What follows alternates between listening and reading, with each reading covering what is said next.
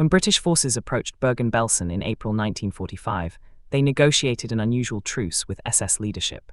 Heinrich Himmler, recognizing inevitable defeat, authorized the camp's surrender without resistance. This decision created a strange transition period where perpetrators remained alongside their victims, waiting for Allied arrival. On April 15, 1945, British troops entered the camp. What they discovered defied preparation or imagination. More than 13,000 corpses lay unburied across the grounds. Approximately 60,000 prisoners remained alive, though many were dying from typhus, tuberculosis, dysentery, and starvation. The daily death rate had reached 500 people. Lieutenant Colonel Mervyn Wilkes-Gonin documented the scene with clinical precision, yet his words carried the weight of witnessed horror. The camp had been designed for 10,000 inmates. It now contained 6 times that number. Sanitation had collapsed entirely. Disease spread unchecked. The living shared space with the dead, sometimes unable to distinguish between the two states. British forces faced immediate crises. Medical personnel worked to stabilize survivors, while simultaneously containing typhus outbreaks. Military authorities forced captured SS personnel, including Camp Commandant Joseph Kramer and numerous guards, to bury the dead.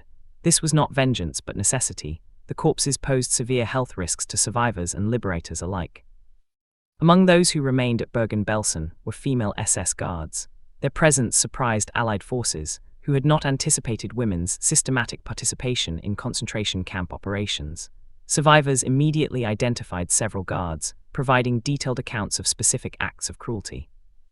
The Nazi concentration camp system had employed hundreds of women as guards, primarily in camps housing female prisoners. These women were recruited through various channels. Some volunteered for economic reasons, others were assigned through labor conscription, and many were attracted by Nazi ideology. They received training at Ravensbrück, the primary women's concentration camp, where they learned surveillance techniques, enforcement methods, and the ideological framework that justified their work. The guards operated within a hierarchical system that rewarded efficiency and punished perceived weakness. Their authority over prisoners was absolute within defined parameters, yet they remained subordinate to male SS officers. This dual position, powerful over prisoners, subservient within the SS structure, characterized their role throughout the camp system. Bergen-Belsen represented a particular form of extermination. Unlike Auschwitz-Birkenau, it had no gas chambers. Death arrived through systematic neglect, starvation, disease, untreated injuries, and exposure. The camp's transformation from a holding facility to a death trap accelerated in late 1944 when prisoner populations swelled with evacuations from eastern camps ahead of Soviet advances. By early 1945, the camp had become a place where administrative structures had collapsed under impossible conditions. Food supplies dwindled, medical care ceased, sanitation systems failed, yet the SS hierarchy remained, continuing to enforce discipline and punishment even as the camp descended into chaos. When British forces documented conditions at Bergen-Belsen, they created extensive photographic and film evidence. These images circulated internationally, providing the first widespread visual documentation of concentration camp conditions. The footage showed emaciated survivors, mountains of corpses, and SS personnel, including women, being forced to confront the results of their actions. The British military government quickly began collecting evidence for war crimes trials. Survivors provided testimony, despite their physical weakness and psychological trauma. Each account added detail to the emerging picture of systematic cruelty, individual acts of violence, and bureaucratic participation in mass death. The legal framework for prosecution developed rapidly. British authorities established military tribunals authorized to try war criminals under international law. The precedent was being set even as the trials were prepared. Individual participation in genocide would be prosecuted regardless of rank, gender, or claims of following orders. The Belsen Trial opened on September 17, 1945, in Lüneburg. 45 defendants faced charges related to crimes committed at Bergen-Belsen and Auschwitz-Birkenau. The prosecution presented 54 days of testimony from survivors, documentary evidence, and the devastating film footage captured during liberation. The trial proceedings were methodical. Prosecutors established the camp system's structure, the defendants' roles within it, and specific acts of cruelty. Survivors testified about selections, beatings, shootings, and the deliberate withholding of food and medical care. Each testimony built a comprehensive picture of how the camp functioned and who bore responsibility. Defense attorneys argued that their clients had followed orders, that camp conditions resulted from wartime circumstances beyond individual control, and that specific acts of violence were exaggerated or misremembered. These arguments confronted overwhelming evidence. multiple survivors identifying the same defendants, consistent descriptions of camp procedures, and the defendants' own admissions of participation in core camp functions. The trial established several crucial precedents. Female defendants were tried under the same standards as male defendants, with no mitigation based on gender. Youth was not considered exculpatory. Young perpetrators were held accountable for their actions. Claims of following orders were rejected as complete defenses, though they might be considered in sentencing. On November 17, 1945, the tribunal announced its verdicts. 11 defendants, including 3 women, received death sentences. Others received prison terms ranging from 1 year to life imprisonment. 14 defendants were acquitted due to insufficient evidence of direct participation in crimes. The condemned included Joseph Kramer, the camp commandant who had presided over Bergen-Belsen's final catastrophic months; Dr. Fritz Klein, who had performed selections at Auschwitz-Birkenau, determining who would be murdered immediately and who would be worked to death; Franz Hörsler, who had supervised female prisoners at Auschwitz-Birkenau with documented brutality. Among the female guards sentenced to death were those whom survivors had specifically identified as participating in selections, administering beatings that resulted in deaths, and using trained dogs to attack prisoners. The testimony against them was detailed and consistent across multiple witnesses. The executions were carried out on December 13, 1945, at Hameln Prison. Albert Pierrepoint, Britain's official executioner, conducted the hangings using the long drop method, designed to cause instantaneous death through cervical fracture. The procedures were documented with precision, establishing that even in execution, legal standards would be maintained. Pierrepoint later wrote about the experience, noting the emotional disconnection some condemned showed from their circumstances. This observation raised questions that would persist in Holocaust scholarship. How did ordinary individuals become capable of extraordinary cruelty? What psychological mechanisms allowed participation in genocide? How should society understand and respond to such transformations? The Belsen Trial was among the first of many prosecutions of concentration camp personnel. Subsequent trials at Nuremberg, national courts across Europe, and continuing legal proceedings for decades afterward sought to hold individuals accountable for Holocaust crimes. Yet the scale of the genocide vastly exceeded the capacity of any judicial system to achieve comprehensive accountability. Thousands of concentration camp staff never faced trial. Many escaped in the war's final chaos, fleeing to South America, the Middle East, or blending into displaced person populations. Others benefited from Cold War priorities that emphasized German reintegration over continued prosecution of lower-level perpetrators. Some lived openly in post-war Germany, their past known to communities that chose silence over confrontation. For survivors, the trials provided partial acknowledgement of their suffering. Testimony allowed them to name their tormentors and describe specific acts of cruelty. Convictions established legal recognition that crimes had occurred and that certain individuals bore responsibility, yet no trial could restore the dead or repair the damage inflicted. The question of female perpetrators complicated simplistic narratives about the Holocaust. Their participation demonstrated that genocide required broad societal collaboration, not just male violence. Women's involvement in concentration camp operations ranged from administrative support to direct participation in killings. Some guards demonstrated initiative in developing cruel practices beyond their assigned duties. Historical analysis has examined various factors that enabled women's participation in genocide: ideological indoctrination that dehumanized victims, career opportunities within the SS structure, social pressure from peer groups, habituation to violence through gradual escalation, and psychological mechanisms that separated actions from moral evaluation. These explanations provide context without offering exculpation. Understanding how ordinary people became perpetrators does not diminish their responsibility for choices made and actions taken. The historical record shows individuals who sought positions in the camp system, who adapted to its requirements, and who in many cases exceeded those requirements through personal initiative in cruelty. Bergen-Belsen itself was destroyed by British forces shortly after liberation. The infectious conditions made preservation impossible. Flamethrower tanks burned the barracks, eliminating the typhus-contaminated structures. The site was later developed as a memorial, ensuring that the location's history would not be erased even though the physical structures were gone. The memorial at Bergen-Belsen serves multiple functions. It commemorates the approximately 70,000 people who died there between 1943 and 1945, including Anne Frank and her sister Margaret, who succumbed to typhus shortly before liberation. It documents the camp's history through exhibitions and archives. It provides space for reflection on the Holocaust's meaning and ongoing relevance. For decades after the war, understanding of the Holocaust evolved through survivor testimony, historical research, and continued legal proceedings. The Eichmann trial in 1961 renewed international attention to Holocaust crimes and the mechanisms of genocide. Subsequent trials in Germany and other countries continued prosecuting perpetrators into the 21st century, establishing that genocide's statute of limitations is unlimited.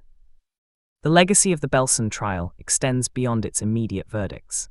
It established that international law could prosecute genocide and crimes against humanity. It demonstrated that systematic atrocities required individual actions and that individuals would be held accountable. It showed that gender provided no immunity from prosecution for participating in genocide. The trial also raised enduring questions about justice's limits. Can legal proceedings adequately address genocide's scale? How should society balance punishment, deterrence, and historical documentation? What responsibility do subsequent generations bear for confronting their society's complicity in atrocity? These questions remain relevant as contemporary societies face ongoing genocides, ethnic cleansing, and crimes against humanity. The precedents established at Belsen and subsequent trials inform international criminal law, from tribunals prosecuting Rwandan genocide to the International Criminal Court's jurisdiction over crimes against humanity. The Holocaust's historical study continues expanding understanding of how genocide occurs. Research examines not only perpetrators' psychology, but also bystander behavior, resistance efforts, survival strategies, and trauma's intergenerational effects. Each dimension adds complexity to historical understanding while reinforcing certain fundamental realities. Genocide requires widespread participation, ordinary people can become perpetrators, and systematic dehumanization enables mass violence. For educators teaching Holocaust history, the challenge lies in conveying both specific historical facts and broader lessons about human behavior, moral choice, and societal responsibility. Students must understand the Holocaust's historical particularity, its roots in antisemitism, Nazi ideology, and specific political circumstances, while recognizing patterns applicable to understanding other genocides. The commemoration of Holocaust victims occurs through multiple channels: memorials at former campsites, museums documenting the genocide, educational curricula teaching its history, survivor testimony preservation projects, and ongoing scholarship examining every aspect of the period. Each form of remembrance serves distinct purposes: honoring the dead, educating future generations, and maintaining vigilance against resurgent antisemitism and genocide ideology. Survivor testimony has proven particularly powerful in Holocaust education. First-person accounts convey the lived reality of persecution, deportation, and survival in ways that historical analysis alone cannot. Organizations like the USC Shoah Foundation have recorded tens of thousands of survivor testimonies, preserving these voices for future generations as direct witnesses pass away. The last generation with personal Holocaust memory is now elderly. This demographic reality creates urgency around memory preservation and education. How will future generations understand the Holocaust when no survivors remain to testify? What responsibility do archives, museums, and educational institutions bear for maintaining historical knowledge? These questions extend to all aspects of Holocaust remembrance, including the prosecution and punishment of perpetrators. The Belsen Trial and subsequent proceedings created extensive documentation of crimes, perpetrators' identities, and victims' testimonies. This documentation serves ongoing historical research and education, while providing a record that refutes Holocaust denial and distortion. The execution of 11 individuals at Hameln prison in December 1945 represented one moment in a much larger process of confronting genocide. Those executions neither completed justice nor resolved the moral questions raised by the Holocaust. They established legal accountability for certain individuals whose actions could be proven beyond reasonable doubt and whose crimes warranted the maximum penalty.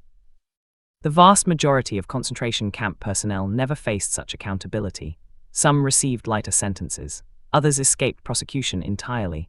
This incomplete justice reflects both practical limitations: the sheer number of perpetrators exceeded any judicial system's capacity, and political choices about prioritizing certain prosecutions over comprehensive accountability.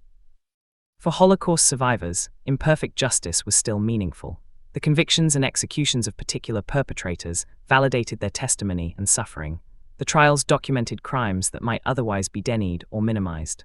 The establishment of legal precedents enabled continued prosecution of Nazi criminals for decades afterward. The broader significance of the Belsen Trial and related prosecutions lies in their contribution to international humanitarian law. The principles established, individual criminal responsibility for genocide, rejection of superior orders as complete defense, and universal jurisdiction over crimes against humanity, inform contemporary international justice. The International Criminal Tribunals for former Yugoslavia and Rwanda, the Special Court for Sierra Leone, and the International Criminal Court all build on foundations laid at Belsen and Nuremberg. Yet legal proceedings alone cannot prevent genocide. The Holocaust occurred in a highly educated, technologically advanced society with sophisticated legal and cultural traditions. Its perpetration required the participation or acquiescence of millions of ordinary people who made individual choices to collaborate, remain silent, or resist. Understanding those choices and their consequences remains central to Holocaust education and genocide prevention efforts. The story of Bergen-Belsen encompasses liberation, documentation, justice, and memory. Each phase reveals different aspects of how societies confront genocide. Liberation brought immediate humanitarian crisis, requiring medical intervention and care for survivors. Documentation created historical record through testimony, photography, and film. Justice attempted legal accountability through trials and punishment. Memory continues through commemoration, education, and historical scholarship. None of these responses to genocide proves adequate to its scale. No amount of medical care restores the dead. No documentation fully captures victims' suffering. No trial achieves complete justice. No memorial perfectly preserves memory. Yet each effort matters in establishing that genocide will be acknowledged, documented, and confronted rather than ignored or forgotten. The individuals executed at Hameln paid for specific, proven crimes. Their punishment served multiple purposes: retribution for victims, deterrence for potential perpetrators, and societal affirmation that such crimes warrant maximum penalty. Whether these executions achieved those purposes remains debatable. What is certain is that they represented society's attempt to impose legal and moral boundaries, even after catastrophic boundary violations.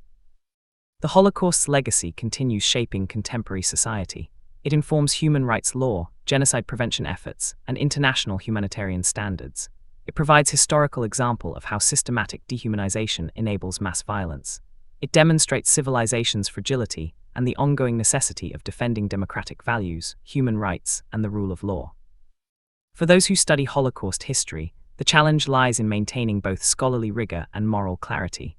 Historical research must be precise, evidence-based, and comprehensive. Yet it must also acknowledge that this history documents unprecedented evil and involves ongoing responsibility to victims, survivors, and their descendants. The liberation of Bergen-Belsen, the subsequent trial, and the executions that followed constitute one chapter in this larger history. They demonstrate how societies confronted genocide's aftermath through humanitarian response, legal accountability, and establishing historical record. These efforts were imperfect and incomplete. They nonetheless established precedents and principles that continue informing responses to mass atrocity. As the Holocaust recedes into historical time, the responsibility for maintaining its memory shifts from survivors to subsequent generations. This transition requires institutional commitment to education, research, and commemoration. It demands continued vigilance against antisemitism, racism, and genocide ideology. It necessitates applying Holocaust lessons to contemporary situations where mass violence threatens or occurs. The questions raised by Bergen-Belsen remain unresolved. How should societies respond to genocide? What forms of justice are possible after mass atrocity? How can memory be preserved across generations? What responsibility do individuals bear for resisting systematic evil? These questions lack definitive answers. They require ongoing engagement by each generation confronting its own historical moment. The historical record of Bergen-Belsen stands as testament to both humanity's capacity for evil and its capability for response. The crimes committed there reflected systematic dehumanization and bureaucratic murder. The liberation demonstrated moral courage and humanitarian commitment. The trials established legal accountability. The memorial preserves memory. Each aspect contributes to understanding how genocide occurs and how societies must respond. History records these events not to satisfy curiosity or provide entertainment, but to maintain knowledge necessary for preventing future genocides. The Holocaust succeeded because of widespread participation, systematic organization, and societal acquiescence. It was stopped by military defeat of the Nazi regime, not by internal resistance or international intervention before millions had been murdered. These realities inform contemporary genocide prevention efforts. Early warning systems monitor risk factors. International law establishes clear prohibitions and accountability mechanisms. Educational programs teach Holocaust history to promote awareness of how genocide develops. Human rights organizations document ongoing atrocities. None of these efforts guarantees genocide prevention, but each contributes to creating conditions where mass violence becomes more difficult to perpetrate with impunity. The legacy of Bergen-Belsen ultimately rests not in the punishment of specific perpetrators, but in the ongoing commitment to remembering victims, documenting crimes, and applying historical lessons to contemporary challenges. This work continues in archives preserving testimony, classrooms teaching history, courtrooms prosecuting genocide, and memorial sites honoring the dead. The story does not end with executions or trials. It continues wherever people confront questions about human rights, moral responsibility, and the defense of human dignity. The historical knowledge of what occurred at Bergen-Belsen and throughout the Holocaust serves not as final answer, but as ongoing warning and ongoing obligation, to remember, to learn, and to resist whenever systematic dehumanization threatens any population. History recorded these events quietly, with precision and weight, understanding that future generations would need this knowledge. That need has not diminished with time. If anything, it has grown more urgent as direct memory fades and new threats emerge. The responsibility now belongs to those who inherit this history, to preserve its truth, honor its victims, and maintain vigilance against the ideologies and mechanisms that enabled genocide. This is what remains when the trials conclude and the executions are completed. Not closure, not resolution, but responsibility, ongoing, demanding, and necessary.